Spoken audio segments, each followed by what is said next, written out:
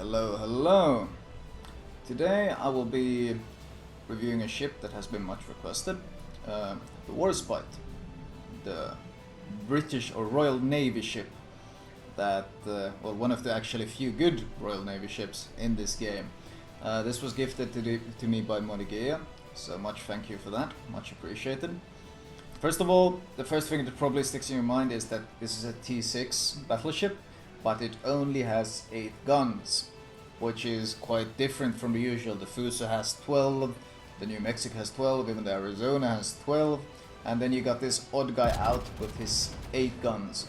Now, at first that would seem like a huge disadvantage, but it actually has a higher caliber gun than everyone else, which means it has a fairly easy time penetrating same and even somewhat easier time fighting a bit higher tier battleships than all the other ships in its tier.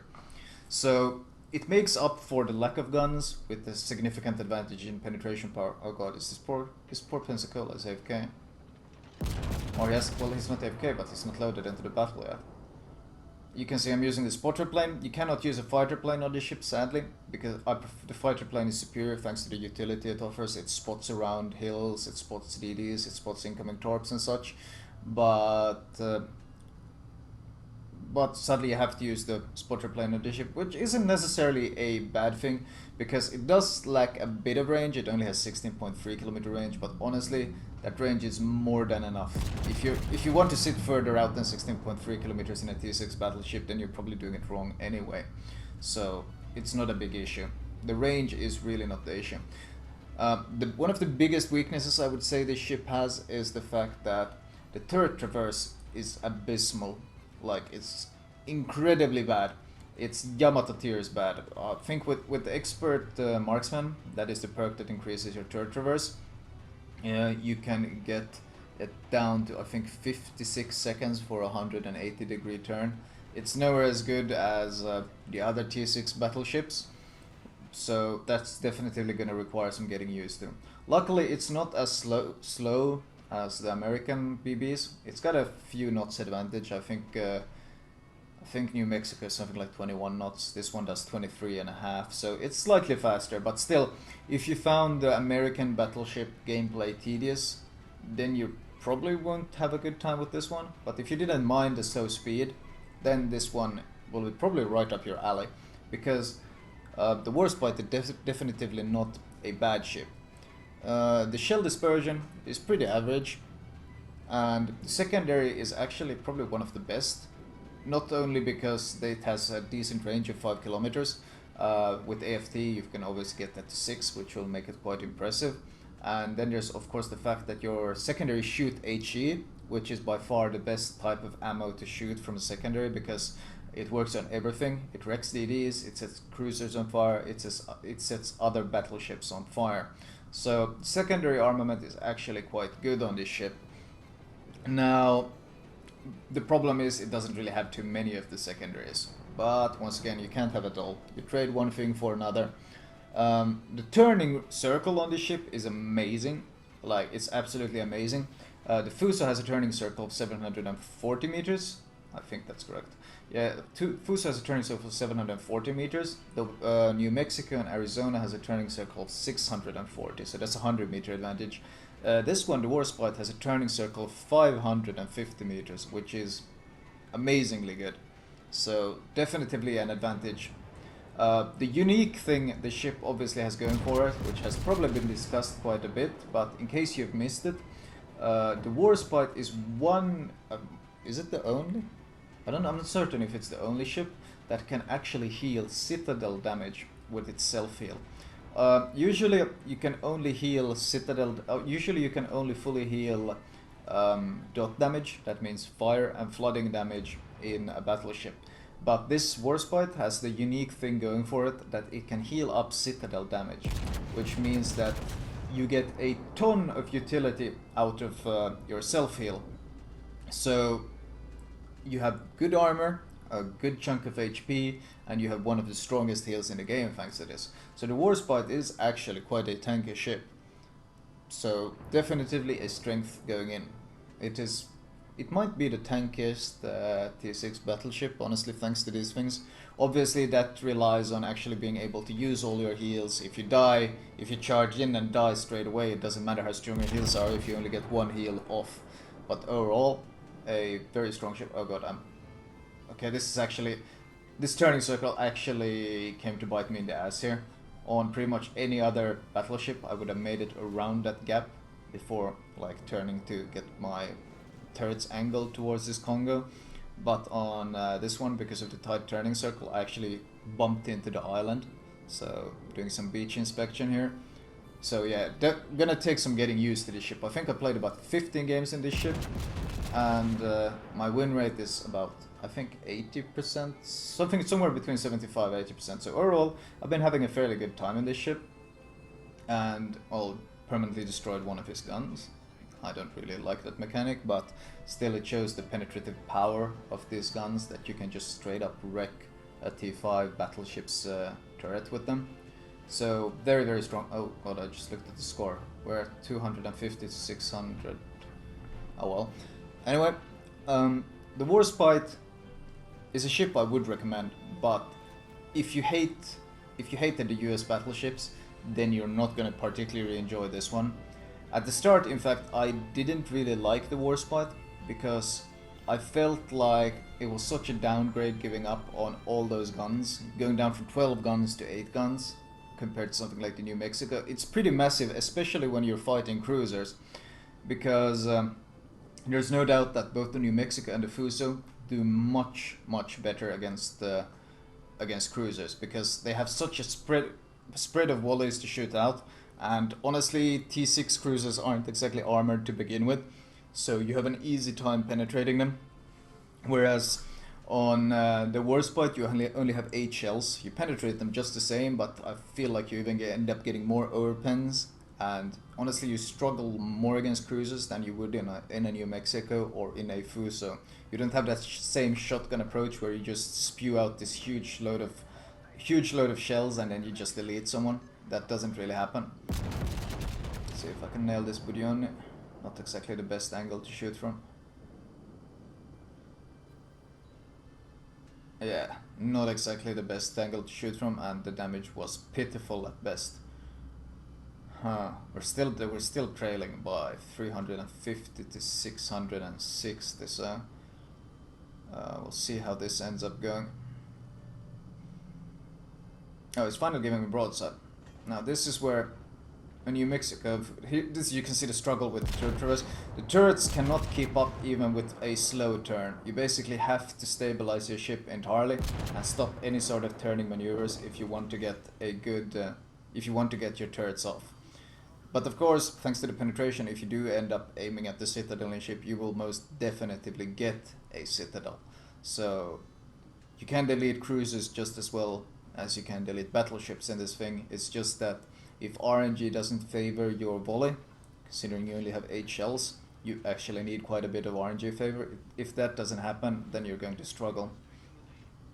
Okay, this game is turning out real close. It's 6 versus 6, and they still have twice our ships. See if I can nail the Fuso. Having to do what I do now, basically turn sides with the turret, is painful. You can watch my back turrets, they're still turning, and that's a slow process. Very slow process. You can see how very slowly my back turrets are turning. That's basically one of the huge weaknesses, and why you don't really want to be shifting sides on your turrets. It's almost always faster to turn your entire ship around than it is to turn the orientation of your turrets. Always worth shooting DDs, because you can do huge damage to them. As I said, if your AP lands on the correct spot on the DDs, meaning it goes basically through the entire length of the ship, or at an angle through it instead of shooting straight through the broadside, then you end up doing a huge amount of damage even with AP. We're still trailing, but I feel like, oh shit, this Mayoko is gonna die fairly soon though. But killing that DD made life a lot easier for us. My turrets have finally turned.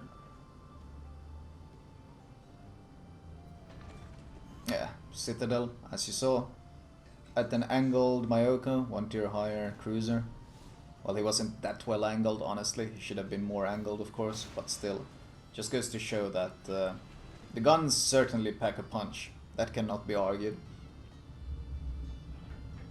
Used my heal now, since honestly I haven't taken any damage this entire commentary so far, so I kind of instantly used my heals, since I doubt I otherwise even have time to use all my heals. Another thing to comment on is, by the way, the repair. All nations have different repairs. The American repairs by default last the longest. They have a 20-second self-repair, but they also have the longest cooldown of... Well, actually they share this cooldown speed with the Japanese. The Japanese cooldown is 80 seconds.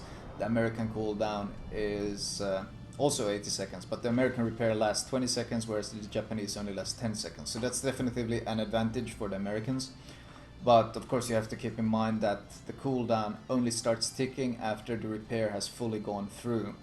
So when you press the repair button, you'll have to wait 100 seconds on an American battleship before the repair is done.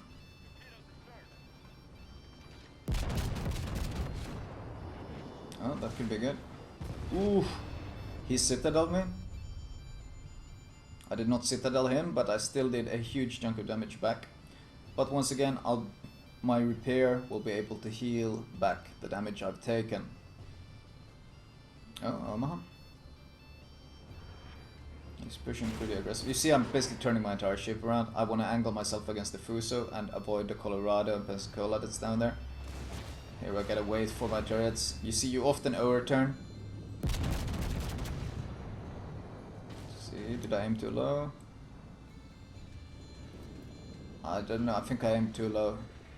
I'm not certain if Dispersion was against me. The Omaha is very thinly armored, so if I don't hit the Citadel, I'm just gonna overpen him. So I kind of have to land shells on his Citadel, because he's so thinly armored, and giving me full broadside like this, it's either Citadel or overpen, which are pretty much my only two options. He has torpedoes, of course, as well, so I have to turn away from him. That looks like it might hit the Citadel. Yep, there we go. And double Citadel instantly deleted him. So, once again, when you do get that perfect volley going, you can pretty much take out anything. Looks like we're managing to turn this game around. Colorado versus Warspite. The Colorado has a pretty huge advantage here. Not only does he have bigger caliber guns, he also has better armor. And he has Pensacola helping him as well. Trying to see if I could get a good angle going where I want to angle myself towards him while at the same time wrecking his Citadel. Oh shit. I overturned, and you see... Fuck. These turrets, waiting for the turrets to catch up as well. Okay, no Citadel again. Oh fuck, you see, I overturned... These turrets are so painfully slow. I'm gonna see if I can get the Pensacola instead. See if I could get my Kraken gun. No Citadel.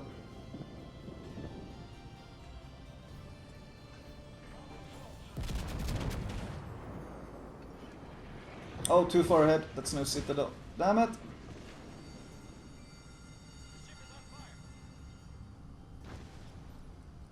Not gonna get... I think I'm gonna die here. I can't get my Citadel going. It's 1 versus 2, of course, but still. I think I shot a bit too far ahead on the Colorado. That came back to bite me. Oh wait, that's the Pensacola. That's the Pensacola I shot at the start, isn't it? Wait. Is that really the same Pensacola I Citadel at the start? The guy who was like AFK at the start? Mecanodon 57. I think that's actually exactly the same guy that I Citadel at the start. Yeah, Mecanodon. It's their only Pensacola. It's the same dude.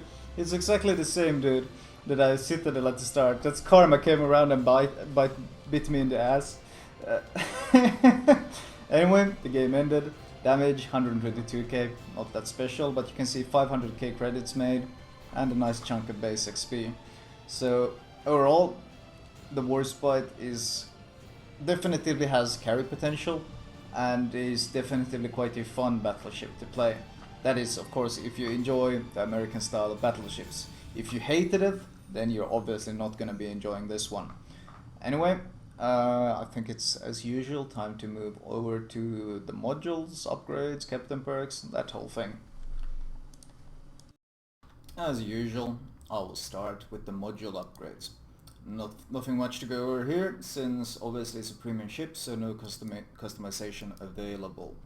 Upgrade wise, it's pretty straightforward. Main armaments, it's by far the best one after the changes. The same thing applies to aiming system. It reduces dispersion, which is pretty much the best thing you can ask for. Some argument could be made for getting main battery mod simply because your turret traverse is so abysmal, but honestly I never like the main battery loading time increase it gives, especially on a battleship where it's arguable. It could work, but ultimately you're trading one thing for another, whereas with the aiming system you're just getting a straight up buff. So whereas main battery modifications is an option to make the ship feel snappier, I still prefer aiming system modification. Third mod, or third upgrade, damage control, since you will rarely lose engine and rarely lose steering gears. It usually happens if you hit a torpedo in the stern. Yeah, in the stern. Sorry about that. I need more morning coffee before I can make a proper commentary, it seems. And fourth, damage control system. Now, in the past, this ship used to have an abysmal rudder shift, at which point I would have said you almost have to get steering gears. But right now it has a 14.2 second rudder shift, which isn't that bad, especially because it has pretty much the tightest turning circle in the game when it comes to battleships. Like, you can't even compete with this at all. Like Arizona, New Mexico, I think even Fuso, let me check, I need to double check that I'm not speaking nonsense, all have 640 meters. Let's see. 640. Oh shit, Fuso has 740. Yeah, Fuso has 740 meter turning radius, and New Mexico has 640, but the Warspite has an amazing 550. Even the Arizona has 650. So this is why I think it gets away with using the damage control quite easily. Consumable wise, please premium repair, I recommend it. You can switch between silver credits and doubloons here, but definitely go for the premium repair, since it shaves off 30 seconds, basically half of its current one. Okay, that was an, oh good lord, I need more coffee, that was the worst comparison ever. It shaves off 30 seconds, just get it, very simple.